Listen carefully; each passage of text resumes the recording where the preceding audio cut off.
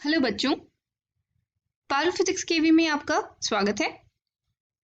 अभी तक हमने हीट के बारे में पढ़ा है, वर्क के बारे में पढ़ा है, एक सिस्टम की इंटरनल एनर्जी के बारे में पढ़ा है और जीरोथ लॉ ऑफ थर्मोडायनेमिक्स पढ़ा है।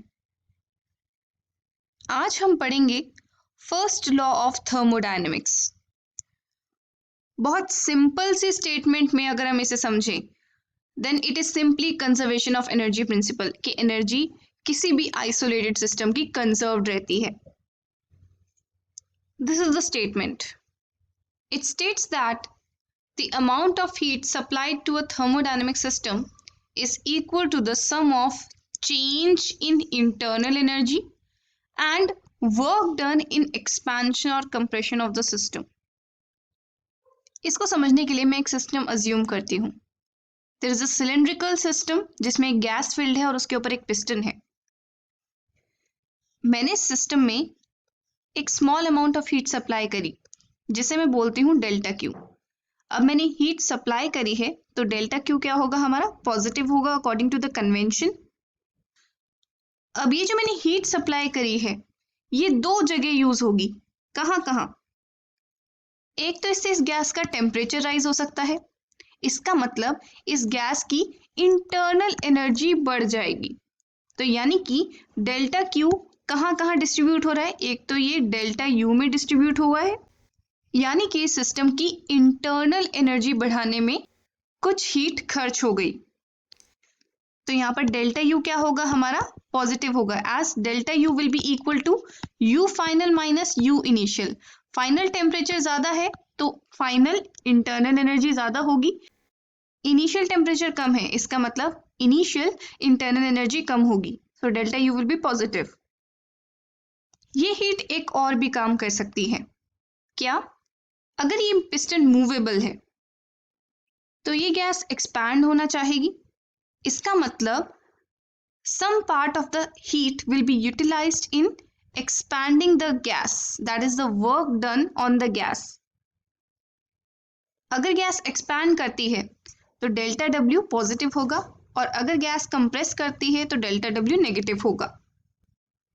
This is the statement of the first law of thermodynamics कि सिस्टम में जितनी अमाउंट ऑफ हीट मैंने सप्लाई करी, कुछ अमाउंट उसका इंटरनल एनर्जी को चेंज करने में चला गया और कुछ अमाउंट ने वर्क डन किया इन एक्सपैंडिंग और कंप्रेसिंग द गैस। इसकी और भी फॉर्म्स होती हैं। Delta Q is equal to delta U plus P into delta V, और डिफरेंशियल फॉर्म में हम लिख सकते हैं D Q is equal to D U plus D W, और dq is equal to du plus pdv. यहाँ पर dq is the very small amount of heat, du is the small change in internal energy and dv is the small change in the volume of the system. Now we will discuss the applications of first law of thermodynamics. अलग अलग processes में हम इसकी implications discuss करेंगे। सबसे पहले हम बात करते हैं आइसोथर्मल प्रोसेस की। आइसोथर्मल मतलब टेम्परेचर चेंज नहीं हो रहा। मेरे पास एक सिस्टम है, इसको मैंने हीट दी है कुछ delta Q. Let me suppose मैंने इसे delta Q amount of heat दी, but I have maintained the temperature of the system constant. मैंने इसका टेम्परेचर टी ही रखा है।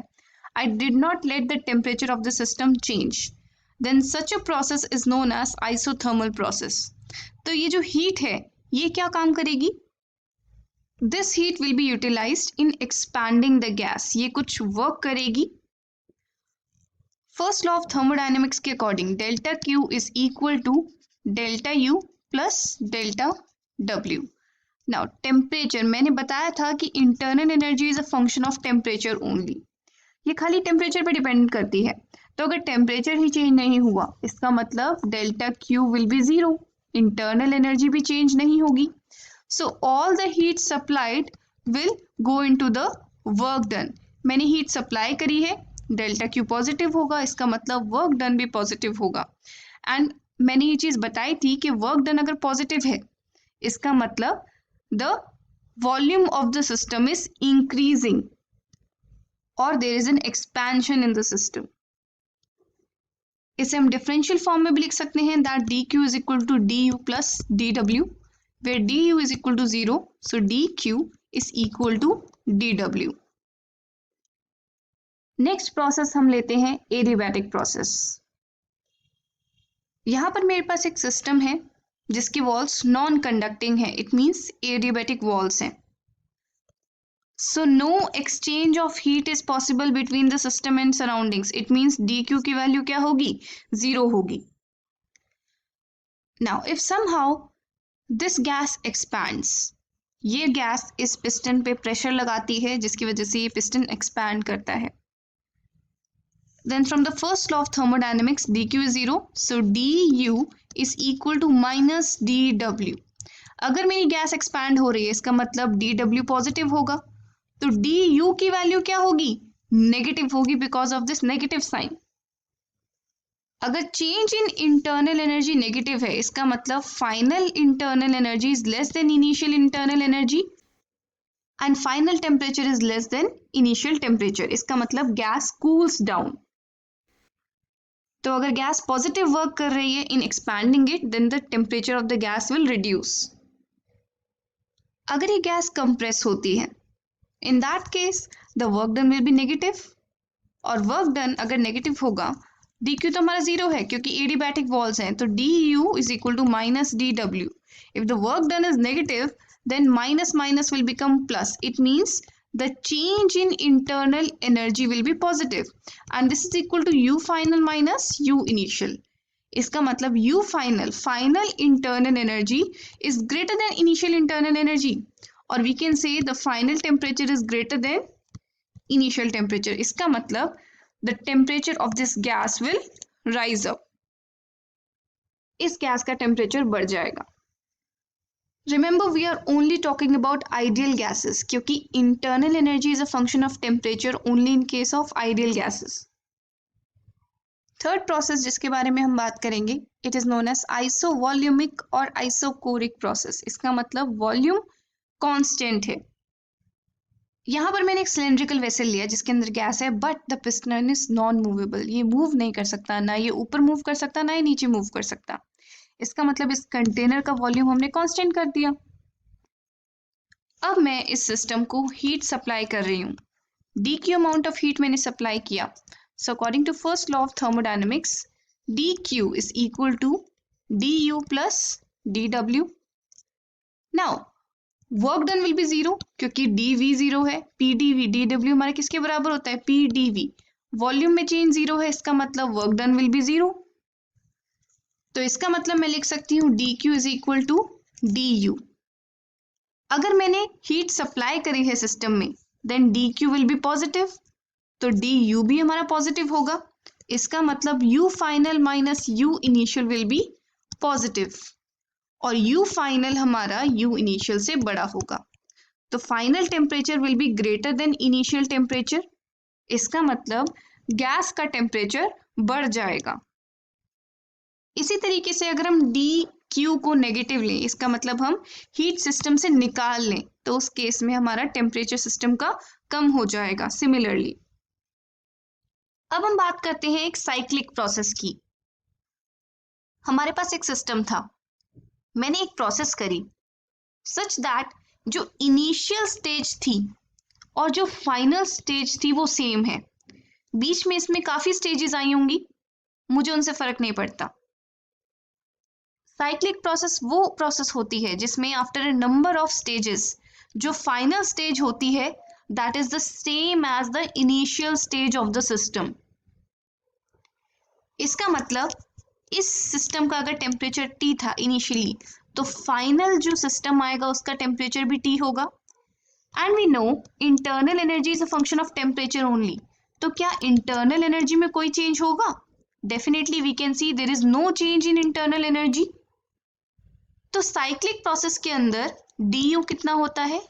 0। लेकिन W और Q ये स्टेट फंक्शंस नहीं होते, ये प्रोसेस पे डिपेंड करते हैं कि हम किस प्रोसेस के थ्रू फाइनल स्टेज पर लेकर गए। वो प्रोसेस आइसोथर्मल थी, एडियाबैटिक थी या कॉम्बिनेशन था, it depends upon the process that is followed in getting the final system. तो डी डब्ल्यू और डी क्यू दोनों नॉन जीरो हैं। तो फर्स्ट लॉ ऑफ थर्मोडायनेमिक्स बोलता है D Q is equal to D U plus D W. Now D U is zero, so I can write D Q is equal to D W, और dq minus dw is equal to 0। जितना change in heat energy होगा उतना ही work done होगा। This is how we apply first law of thermodynamics in a cyclic process. हमें बस इतना याद रखना है कि साइक्लिक प्रोसेस में the change in internal energy is zero, since final stage is same as initial stage, so final temperature is same as initial temperature, so the change in temperature is zero or the change in internal energy is zero. Now let's talk about the fifth process, that is melting of a substance. जब हमारा solid और liquid में convert होता है, that is the process which is known as melting. तो इस case में क्या वॉल्यूम चेंज होता है? The change in volume is zero, so work done will be zero. It means from the first law of thermodynamics D Q is equal to D U, क्योंकि D W हमारा zero है। Now जब melting होती है यहाँ पर क्या change in temperature होता है? अगर हम वाटर की बात करें, 0 डिग्री सेल्सियस पर हमारा चेंज इन स्टेट हो रहा है, so there is no change in temperature. इसका मतलब डी यू जीरो है, तो क्या डी क्यू भी जीरो होता है? ऑफ कोर्स नॉट, क्योंकि हम हीट तो सप्लाई कर रहे हैं। इसका मतलब यहाँ पर डी यू जीरो नहीं होगा। But why is it so? Isn't it contradictory? Remember, अभी तक हम आइडियल गैस की बात कर रहे थे, यहाँ पर हम एक सॉलिड की बात कर रहे हैं। सॉलिड में इंटरमॉलिक्यूलर फोर्सेस भी तो होंगे। सॉलिड में दो मॉलिक्यूल्स बहुत पास पास होते हैं जिनके बीच में पोटेंशियल एनर्जी होगी, इंटरनल पोटेंशियल एनर्जी होगी, जो हम आइडियल गैसेस में नेग्लेक्ट कर देते हैं क्योंकि वो बहुत दूर दूर होते हैं। तो जो हम हीट सप्लाई कर रहे हैं, जो हमने पढ़ा है, it's equal to mass into latent heat of fusion. ये कहाँ जा रही है? ये इंटरमॉलिक्यूलर फोर्सेस को तोड़ने में यूज हो रही है। So there is a change in internal energy because it's not an ideal gas जिसके अंदर internal energy is a function of temperature. So we can say internal energy changes due to the change in internal potential energy of the molecules. Next we take up boiling of a substance. For example, liquid जब gas में convert होता है, अगर हम water की बात करें तो जब वाटर स्टीम में कन्वर्ट होता है वो बॉइलिंग पॉइंट पे कन्वर्ट होता है। Boiling point of water is 100 degree Celsius. तो यहाँ पर हम फर्स्ट लॉ अप्लाई करेंगे, तो यहाँ पर हमारा work done, the change in work will not be zero. D Q is equal to D U plus P D V, क्योंकि जो स्टीम होती है, गैस होती है, उसका वॉल्यूम ज़्यादा होता है, तो change in volume will not be zero. So we can write D U, the change in internal energy will be given by D Q minus P D V. This change in internal energy will not be zero. ये क्यों zero नहीं होगी? क्योंकि internal energy में जो change आ रहा है वो किस वजह से आ रहा है? मॉलिक्यूल्स के बीच में जो इंटरमॉलिक्यूलर फोर्सेस हैं वो कम हो रही हैं इस हीट की वजह से, जो है mass into latent heat of vaporisation, जिसकी वजह से इंटरनल पोटेंशियल एनर्जी सिस्टम की चेंज हो रही है, और we can say internal energy भी सिस्टम की चेंज हो रही है।